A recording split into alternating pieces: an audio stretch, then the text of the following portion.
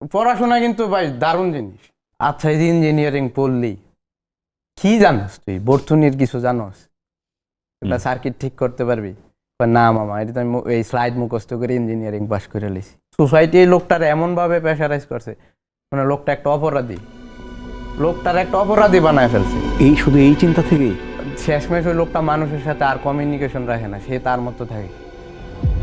মানুষের উপরে তো জোর জবরদস্তি করা যায় না। আপনি গরু ছাগলরে পিটায় আপনি একদিকে রাখতে পারবেন। আপনি একটা 4 বছরের বিশ্ববিদ্যালয় জীবন আপনি 10 বছর কাটাই দিতেছেন এইসবের পিছিয়ে ছুটে। না, আমি এমন একটা কিছু পড়তে চাই যেটা আমি আজীবন মনে রাখবো, যেটা আমার কোনো কাজে লাগবে। অনেক বড় একটা কিন্তু অপচয় জীবনের। আপনার পিক টাইম, আপনার মানে একবারে যে মুহূর্তে আপনার গায়ে শক্তি আছে, আপনার চিন্তা করার আমার ব্রেনটা সুপার অ্যাক্টিভ, ওই মোমেন্টে আপনি এমন কিছু করতেছেন যেটা আপনার হয়তো বা 4 থেকে 5 বছর 6 বছর পরে আপনার লাইফে কোনো কাজে লাগবে না। কোনো প্রোডাক্টিভ কিছু আপনারা দিতেছেন না। আমার অনার্স মাস্টার্স এমফিল করা, আমার সবগুলোতে খুব ভালো রেজাল্ট, কিন্তু আমার কর্মজীবনে 0, কোথাও কোনো কাজে লাগেনি। একটা ম্যাথ করো, কইরা যাও, তুমি পাস করছো, A+ পাইছো, লাভ কি আমার? F = M এর এক্সাক্ট অ্যাপ্লিকেশনটা কি?